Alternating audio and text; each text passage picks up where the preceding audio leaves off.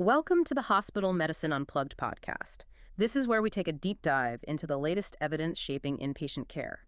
Today we are tackling one of the most critical and, frankly, highest stakes topics in modern perioperative medicine, anticoagulation bridging. Right, and this is a field that has seen a profound, really evidence-driven revolution over the last decade. It really has. We've shifted away from what was, once a routine intervention toward a practice of highly selective, almost skeptical application. Okay, so let's unpack this with real rigor because the language here really matters. When we're talking about perioperative anticoagulation bridging, what are we actually describing? We are fundamentally talking about the temporary substitution of a long-acting oral anticoagulant historically that's been a vitamin K antagonist or VKA, like warfarin. And you're substituting it with what? With a short-acting parenteral agent.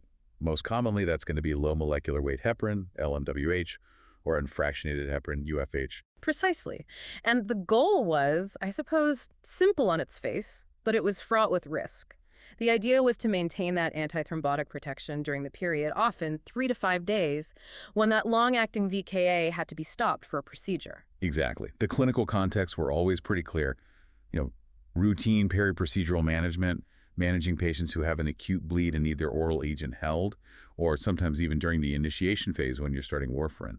But here is the core thesis of this deep dive, and this is the massive paradigm shift that I think every clinician really needs to internalize. What is it? The contemporary, robust evidence base, it strongly suggests that the critical balance we are always seeking, balancing thromboembolic risk against the huge risk of bleeding, now overwhelmingly favors a no-bridging approach for the vast majority of patients. It's just not a question of convenience anymore. Yeah. We now know with good data that routine bridging actively increases the risk of major bleeding. And it does that without providing any meaningful corresponding reduction in thromboembolic events. That realization is really the bedrock of modern inpatient safety protocols. We have to be clear about the stakes for our patients.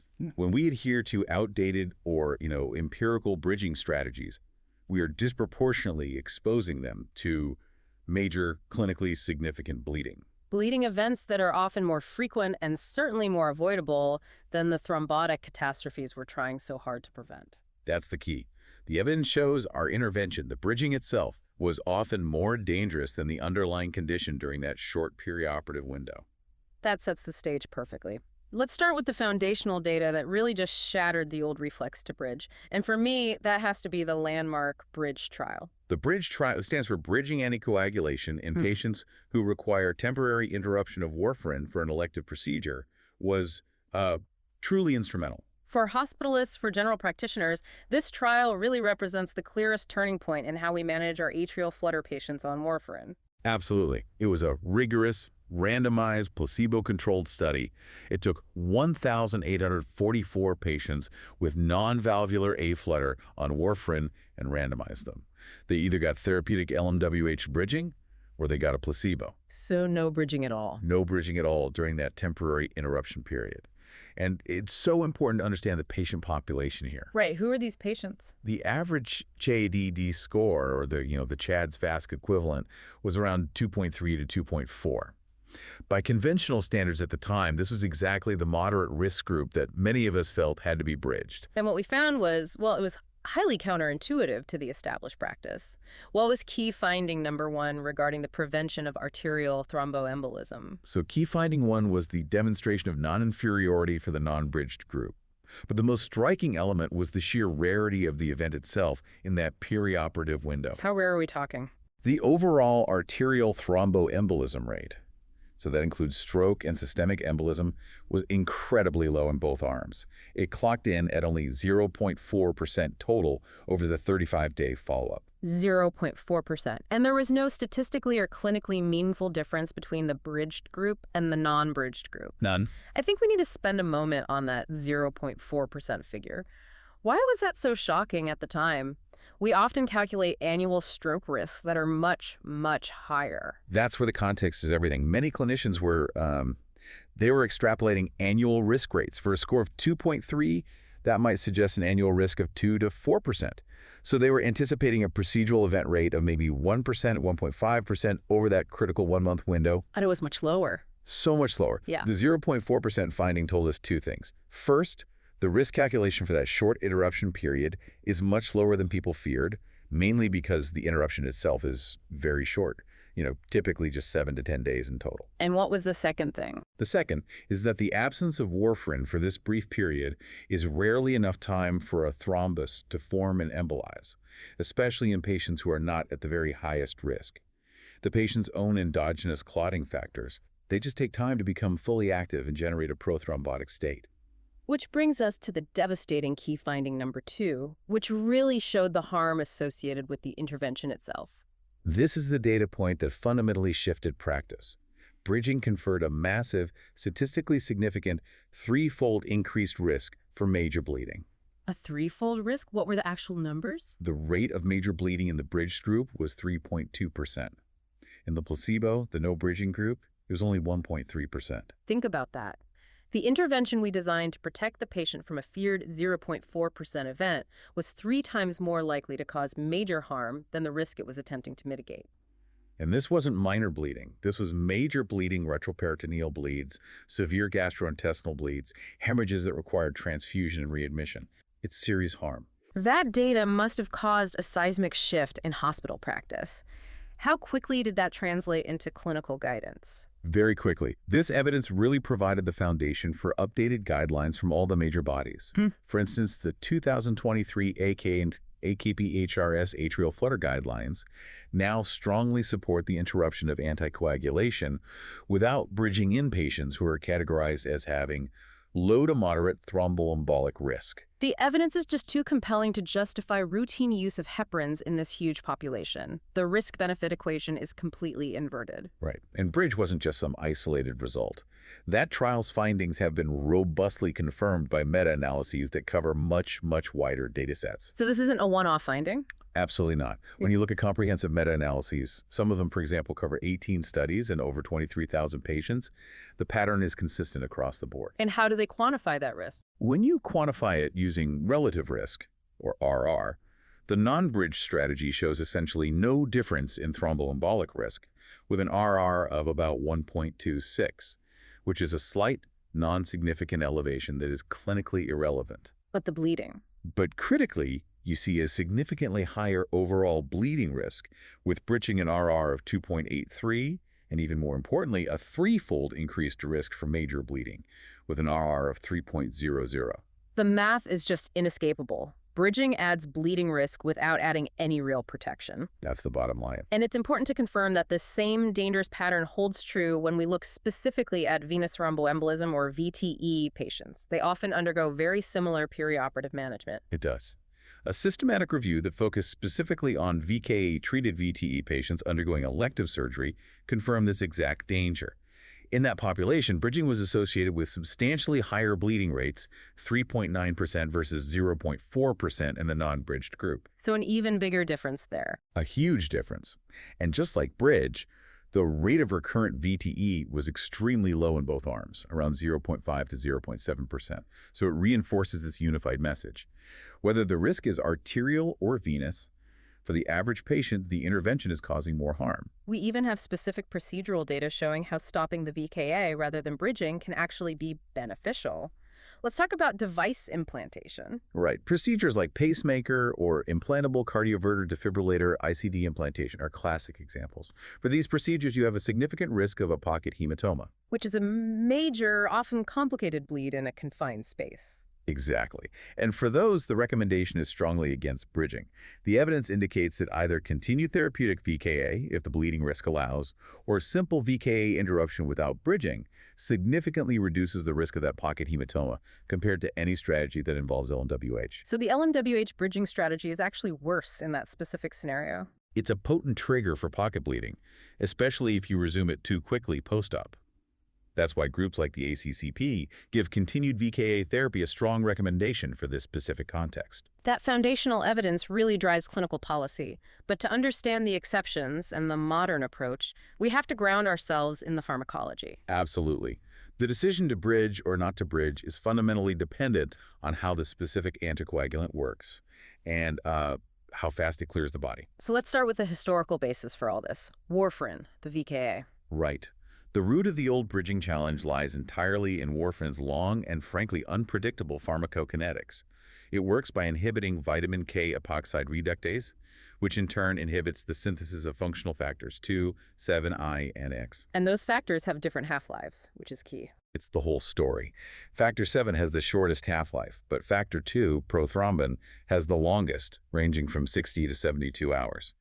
Because the drug inhibits synthesis, we have to wait for the existing factors to clear, so the full anticoagulant effect takes about 5 to 7 days to dissipate after you stop the drug. So historically, that 5 to 7 day gap when the warfarin was wearing off but the patient wasn't fully clotted, that was the perceived therapeutic gap we tried to fill with LMWH. Exactly. That prolonged period of therapeutic anticoagulation was the reason bridging was invented in the first place. It addressed the perceived theoretical risk of a clotting factor rebound during that warfarin washout period. For those few high-risk scenarios where bridging is still indicated, which we'll detail later, what is the standard protocol for VKA interruption? The standard timing requires holding warfarin 5 days pre-procedure. You rigorously monitor the international normalized ratio, the INR. And what's the goal, INR? The goal for surgery is usually an INR less than or equal to 1.5. In the bridge trial population, about 93% of patients actually achieve this threshold within that 5-day period. Okay, and if you do implement bridging? If you do it, it typically involves initiating therapeutic dose, LMWH, when the INR falls below the therapeutic range, usually around 3 days preoperatively. And crucially, the final preoperative therapeutic LMWH dose must be held about 24 hours before surgery. You need to allow that short-acting agent to wash out before the incision. Now, in the hospital, especially for emergent cases, we need rapid reversal. If a VKA patient is bleeding or needs emergent surgery with a sky-high INR, what's the protocol? For urgent or emergent reversal of warfarin, 4-factor prothrombin complex concentrates, or PCCs, are the current gold standard. They contain high concentrations of the vitamin K-dependent factors 2, 7, 9, X, and X. And what's the advantage of PCCs over, say, fresh frozen plasma, FFP? The advantage is paramount. PCCs provide rapid, complete reversal, usually within minutes, and they require a much smaller volume infusion. FFP requires huge volumes and takes much longer to administer. And where does vitamin K fit in? Oral or intravenous vitamin K is really reserved for slower correction or non-emergent settings. For example, if a patient's INR is 4.5 to 10 without active bleeding, just holding warfarin alone, or maybe giving a small oral dose of vitamin K, like 1 to 2.5 milligrams, is often sufficient. Now, let's contrast that very complex protocol with the direct oral anticoagulants, the DOACs. These agents represent a true pharmacological revolution in perioperative management. They really do. They essentially make the bridging question obsolete for patients taking them. Why is that? The DOAC's pharmacology is fundamentally different and much simpler.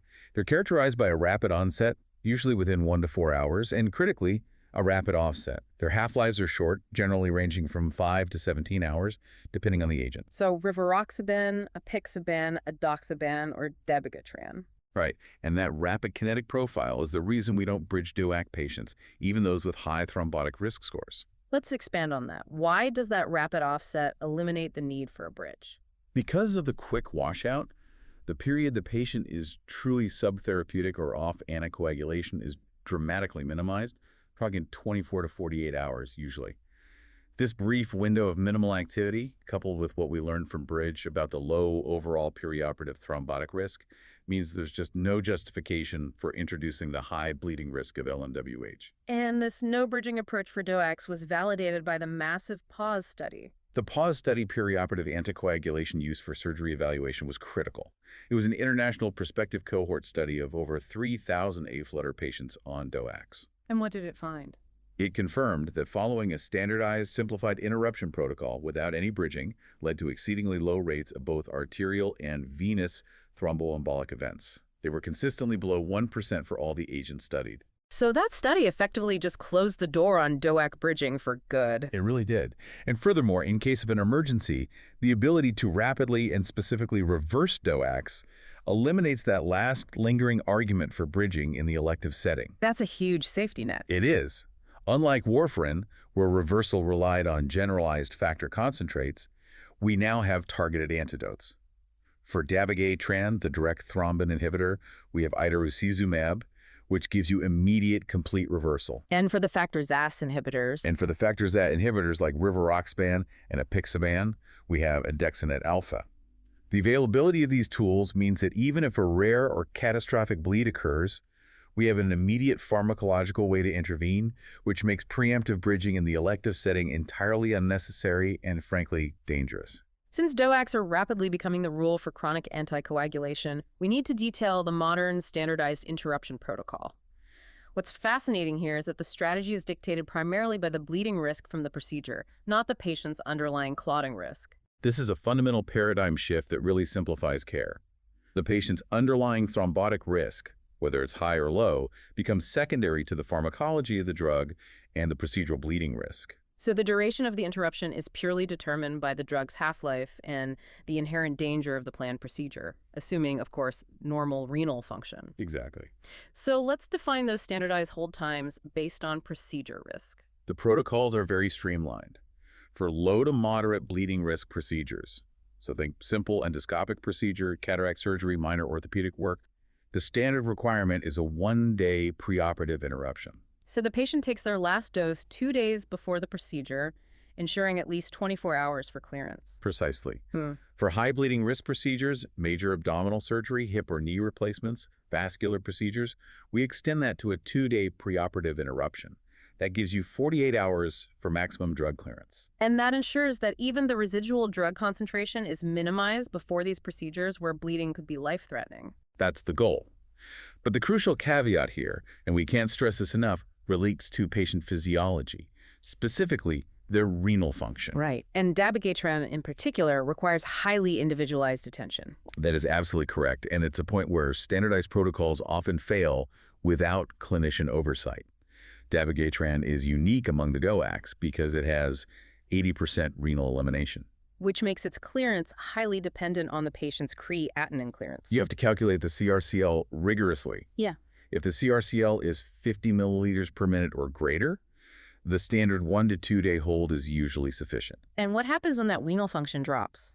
If the CRCL falls below 50 milliliters per minute, the half-life of dabigatran drastically extends.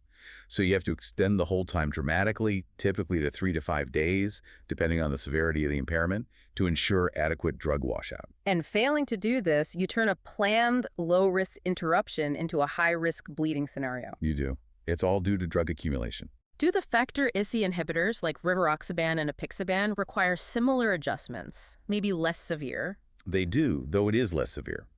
Rivaroxaban and apixaban have lower renal elimination, around 27 to 33%, but they are still affected by renal insufficiency.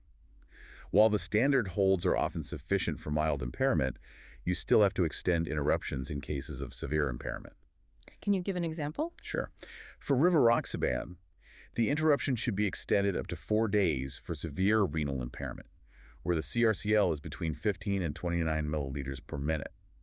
The complexity here really means you should be referring to the detailed guideline tables, which categorize the hold time by agent and specific CRCL range. So the message is clear. Never interrupt the DOAC without calculating renal function. Never. Okay, so once the patient is through the procedure and they're stable, how quickly and safely do we restart their DOAC? The post-operative resumption timing is directly tied to the severity of the procedure's bleeding risk.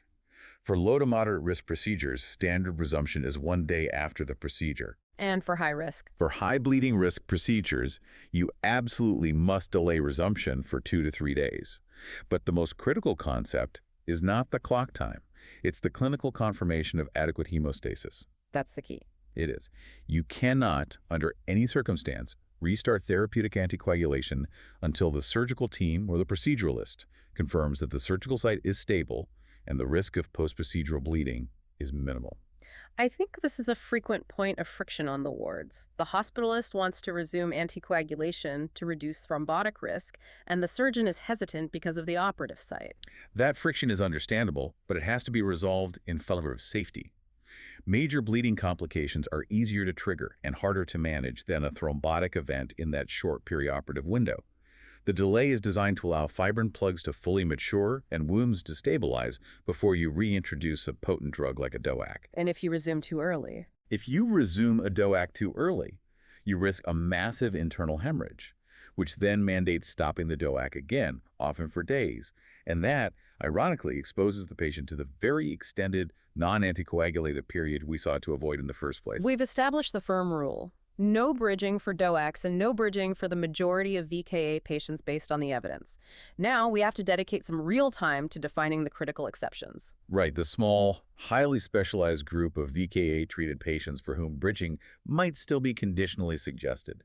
This requires meticulous, rigorous thromboembolic risk assessment. The ACCP and AHCC guidelines do acknowledge that a tiny fraction of VKA patients operate at such an extraordinary baseline thrombotic risk that the short interruption, even if it's low risk statistically, is still deemed unacceptable for that individual. And these are patients where the annual stroke risk, if they have a flutter, or their VTE risk, is estimated to be over 10% per year, or where they've had a very recent event. Let's precisely define these high-risk indications where bridging may still be considered but always balanced against bleeding risk. The list is very, very narrow. It focuses on mechanical heart valve characteristics and recent event history. First, patients with mechanical mitral valve prostheses, regardless of the valve type or older generation mechanical aortic valves, like the caged ball or tilting disc valves. Why the mitral valve in particular? The mitral position is particularly high risk, due to the higher pressure and turbulence compared to the aortic position. That makes the risk of thrombus formation significantly more elevated. And what defines a recent event in this context? Recent is usually defined as within the last 3 months. So this includes patients who've had a stroke or systemic embolism within the last 3 months, or those with very recent VTE, also within the last 3 months. And the rationale there? The rationale is that the underlying pathology, whether it's an unstable A-flutter substrate or residual clot burden, is still highly active and susceptible to recurrence during any brief anticoagulant interruption. Finally, we have to include patients with severe, highly prothrombotic forms of thrombophilia. This requires specific lab confirmation. We're talking protein C deficiency, protein S deficiency, antithrombin deficiency, or antiphospholipid syndrome, APS. These conditions create a hypercoagulable state that might warrant bridging, especially if the patient has had a prior thrombotic event while off their anticoagulation. Exactly. It's vital for our listeners to understand the nuances there. When you say severe thrombophilia, what does that practically mean in terms of the clotting mechanism? Well, when a patient is deficient in anticoagulation factors like protein C or S, their natural ability to regulate clotting is compromised.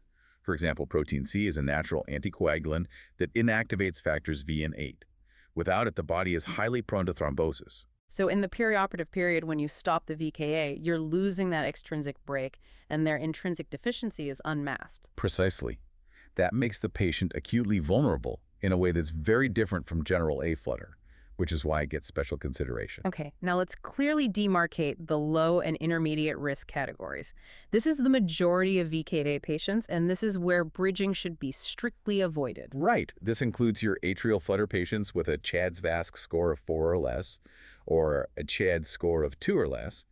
The bridge trial evidence applies directly here. It also includes patients with remote VTE, right? Yes, remote VTE, which is defined as occurring more than 12 months ago. This suggests that the underlying prothrombotic risk has stabilized. And finally, it includes patients with a bileaflet mechanical aortic valve who have no other independent risk factors for stroke. For all those patients, the data are conclusive. VKA interruption without therapeutic bridging is the safer path. So those high-risk criteria define who might be bridged. But the decision is only halfway there. We need to stress that even in those very high-risk VKA scenarios, the bleeding risk often acts as a decisive veto. Bleeding risk is absolutely paramount. It's a core tenet of modern hospital medicine. Bleeding complications kill or maim more frequently than thrombotic events in the short term. Bridging itself is an independent, powerful predictor of major bleeding. So before we even consider bridging a high-risk patient, we have to rigorously assess patient-specific bleeding factors. What are the key patient factors that elevate that bleeding risk? We look closely at things like severe renal or hepatic dysfunction, which impairs the clearance of LMWH, making it functionally more potent and dangerous. What else? A history of previous bleeding events, especially within the last 3 months, is a huge red flag. Advanced age, typically over 75 or 80, is another factor. And critically, we look at the HAS-BLED score components. Even though that's technically for long-term risk assessment. Right, but its individual elements are acutely relevant. Uncontrolled hypertension, for example, makes postoperative hemorrhage much more likely. And the history of a labile INR, another component of the HAS-BLED score, that must be especially relevant when you're planning a VKA interruption. It's intensely relevant. A patient with a documented history of a labile INR. I mean, their INR fluctuates wildly despite consistent dosing. That's a nightmare for perioperative management. Because their INR might still be high on the day of surgery. Much higher chance. Despite a 5-day hold, their INR might still be above the surgical target at 1.5. And that forces emergency reversal or even procedure cancellation. In these patients, even if their thrombotic risk is high, that instability makes bridging a logistical and safety challenge. Beyond the patient factors, we have to categorize the procedures themselves by their inherent risk. This dictates whether therapeutic bridging can even be contemplated postoperatively. Absolutely. Procedure bleeding risk is stratified into 3 tiers: minimal, low to moderate, and high risk. Minimal risk procedures, like minor skin procedures or simple dental extractions, might even allow continuation of the anticoagulant. And low to moderate. Low to moderate includes most endoscopies and cardiac device implantations. But the most critical point for bridging is that it should be avoided entirely for very high bleeding risk procedures. Give us some examples of procedures where bridging is an absolute contraindication. We're talking about procedures where even a small amount of bleeding is catastrophic. So intracranial neurosurgery, spinal surgery, or cardiac bypass, graft CVB surgery. These absolutely forbid therapeutic bridging postoperatively. Because the risk of, say, an epidural hematoma or an intracranial hemorrhage just outweighs any potential benefit. It completely outweighs any theoretical benefit of short-term bridging. In these scenarios, even the highest thrombotic risk patient has to accept a period of no therapeutic anticoagulation post-procedure, followed by a much slower reinitiation. The AHCC guidelines are crystal clear on this. The priority is avoiding surgical site hemorrhage. Okay, let's shift focus to the mechanics of execution for those rare cases where bridging is necessary for a high-risk VKA patient. Once that decision is made, we face the choice of agent and the precise dosing strategy. The 2 primary bridging agents are LMWH and UFH. Low molecular weight heparin, like enoxaparin or dalteparin, is generally the preferred agent, particularly for outpatients. And why is that? The reasons are simple: predictable pharmacokinetics and the ease of subcutaneous administration. It just facilitates compliance in outpatient bridging protocols. But when you use it for bridging, you have to employ therapeutic dosing. Not VTE prophylaxis doses. Exactly. We're talking enoxaparin 1 milligram per kilogram twice daily, or 1.5 milligrams per kilogram once daily, not the 40 milligram prophylactic dose. But there are specific clinical scenarios that force us to abandon LMWH and use unfractionated heparin, UFH, which is often more logistically complex. UFH is the preferred agent in 2 distinct and important clinical scenarios.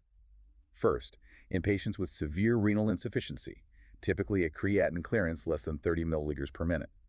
LMWH is cleared renally and will accumulate in these patients. Which dramatically increases bleeding risk. It does. UFH, however, is cleared non-renally via the reticuloendothelial system. The second scenario for UFH preference is when rapid reversal capability is paramount. Intravenous UFH is a rapid on-off drug. You can hold it just 4 to 6 hours pre-op, and its effect is gone almost immediately upon cessation. That brings up the critical difference in reversibility between the 2 heparin types. And that's the essential trade-off. The antidote, protamine sulfate, provides complete reversal for unfractionated heparin.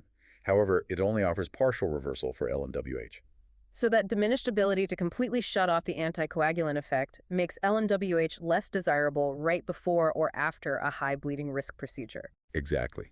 When catastrophic hemorrhage is a major concern, that full reversibility of UFH is a huge advantage. Moving to the postoperative phase, let's just reiterate the non-negotiable rule regarding timing, especially in the context of that bleeding paradox we mentioned earlier. The non-negotiable rule is that postoperative resumption of therapeutic bridging, the full dose LMWH, must be delayed until adequate surgical hemostasis is unequivocally achieved.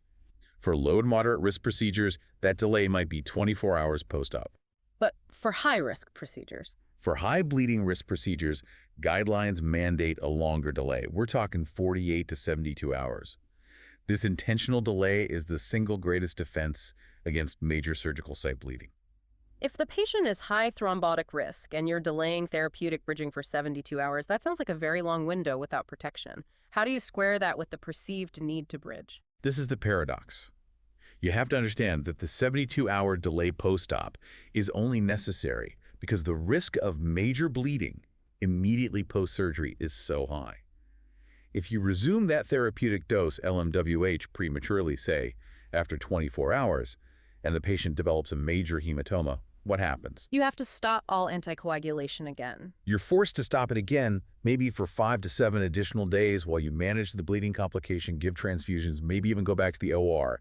That forced, prolonged interruption creates a much higher cumulative thrombotic risk than simply delaying the resumption by an extra 48 hours initially. Less is often more. That's it, exactly. That concept that bleeding itself causes a longer net period of non-anticoagulation is profound. It completely changes the risk calculus. It does. It shows that our priority must always be safety. Major bleeding is the most common and dangerous iatrogenic complication of bridging, and the resultant cessation of therapy is what truly exposes the patient to the greatest thrombotic danger. Finally, we need to draw a sharp, clear line between therapeutic bridging, which we've been discussing, and standard postoperative VTE prophylaxis. They are very distinct concepts and goals.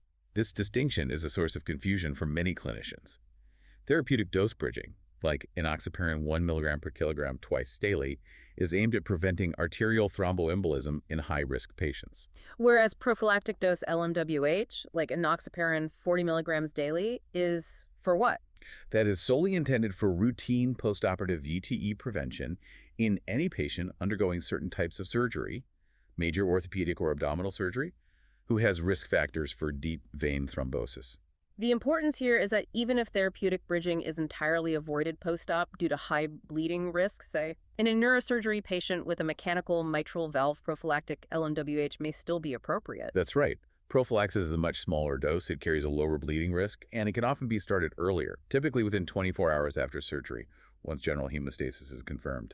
Therapeutic doses have to wait 48 to 72 hours. To wrap up the practicalities, let's briefly touch on the inherent complications of the heparin agents themselves that we must monitor for. The major non-bleeding complication associated with any heparin use is heparin-induced thrombocytopenia, or HIT. It's a severe immune-mediated reaction that paradoxically causes thrombosis. And it's critical to note that UFH carries a higher risk of HIT than LMWH. It does. We have to maintain a high index of suspicion and monitor platelet counts very closely, particularly with UFH use. If HIT is suspected, all heparin products, LMWH, UFH must be stopped immediately. And the patient then requires immediate initiation of a non-heparin anticoagulant. Correct. Something like fondaparin X, argatroban, or bivalirudin, with very careful attention paid to the patient's renal and hepatic function for a correct dosing. So to summarize this extensive deep dive, the central finding across all contemporary evidence from the bridge trial to the latest meta-analyses is just unambiguous. Routine anticoagulation bridging is generally harmful. It introduces a high and avoidable risk of major bleeding without providing any meaningful reduction in thromboembolic events for the vast majority of patients. So the clinical imperative is to jettison that old reflex to bridge. It is. Therapeutic bridging should be avoided entirely in all DUAC patients because of the rapid offset of the drug and the lack of clinical benefit. And it must be avoided in the vast majority of VKA patients. Reserved only for a few highly individualized scenarios. A very few. Patients with mechanical mitral valves, older generation mechanical aortic valves, or very recent thrombosis, and only provided their procedural and patient-specific bleeding risks are not prohibitive. The call to action for every hospitalist and proceduralist is to rigorously utilize the structured risk stratification pathways, prioritizing the quantifiable bleeding risk, the risk of major life-threatening hemorrhage over empirical or feared thromboembolic risk in almost every single perioperative decision. And that prioritization leads us to our final provocative thought, one that really encapsulates the entire movement away from bridging. We've learned that major bleeding, often caused directly by the act of bridging itself, forces a longer and more complete period of anticoagulant interruption later on. This secondary cessation, the one required to manage the complication. It ironically creates a paradoxical increase in the very thromboembolic risk that bridging was intended to prevent in the first place. This single fact underscores why modern perioperative anticoagulation management requires a conservative hand, recognizing that in this complex setting, less is almost always safer and ultimately more protective.